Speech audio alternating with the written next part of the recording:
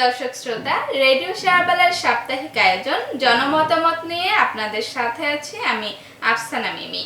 আজকের জনমতামতের বিষয় ভিক্ষাবৃত্তি দূরীকরণে করণীয় কি হতে পারে বলে আপনি মনে করেন।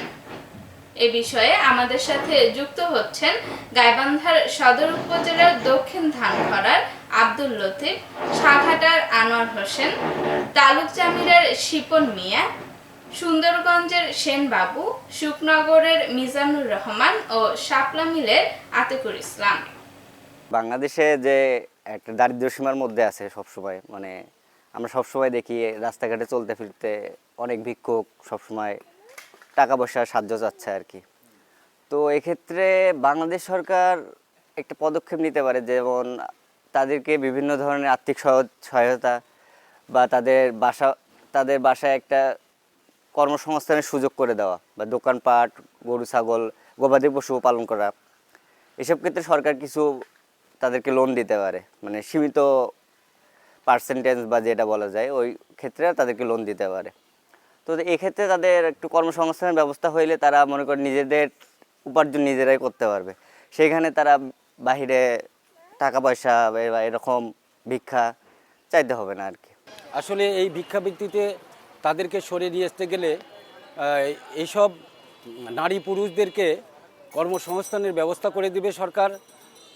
তার পাশাপাশি কর্মসংস্থানের তাদের যদি হাঁস মুরগি গরু ছাগল এইসব পালনের জন্য সহযোগিতা করা হয়, আমার মনে হয় যে ওনারা এখান থেকে সরে আসবে। দেখা গেছে যে আমরা গ্রামের স্বাবলম্বী মানুষ অনেকে আছি তারা দেখা গেছে একটা ছাগল কিনে দেওয়া হলো, তাদের একটু স্বাবলম্বী হলো। এইভাবে তাদের একটা মুদির দোকান দেওয়ার ব্যবস্থা করে দেওয়া হলো, এইভাবে তারা রুজি রোজগারের একটা ব্যবস্থা করতে পারেন। তাদের বিনা স্বার্থে, বিনা ঋণে, বিনা সুদে জানে তারা চলতে পারে, করতে পারে, এরকম একটা ব্যবস্থা করতে পারলে এখান থেকে তারা অনেকটা উপকৃত হবে।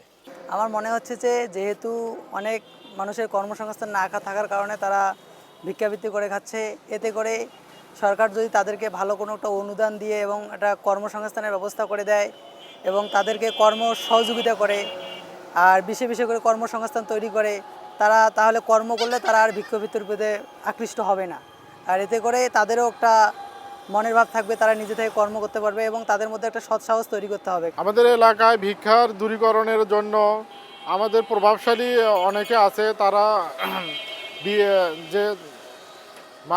যে টাকা দান করে, 20 জনকে যে টাকা দান করে সেই টাকা যদি একজনকে দান করে তখন সে একটি ব্যবসা প্রতিষ্ঠান দাঁড় করতে পারবে এবং গরু ছাগল হাঁস মুরগি পালন করতে পারবে, সে স্বাবলম্বী হতে পারবে। যাদেরকে সরকার থেকে বা যে কোনোভাবে যদি কাউকে ভিক্ষুককে হেল্প করা হয়, তাহলে সেক্ষেত্রে হয়তো তাকে নির্দিষ্ট পরিমাণ একটা টাকা অথবা তাকে সাহায্যটাকে এমনভাবে তাকে করতে হবে যাকে আমি সাহায্যটা করলে সে যেন একটা কর্ম করে খেতে পারে, একটা দোকান দিয়ে খাইতে পারে, অথবা সে যে কোনো একটা জমি জমা নিয়ে সে পরিবারটাকে যেন স্বচ্ছভাবে চালাতে পারে। দর্শক শ্রোতা, রেডিও শেয়ারবালার সাপ্তাহিক আয়োজন জনমতামত নিয়ে আপনাদের সাথে ছিলাম আমি আফসানা মিমি।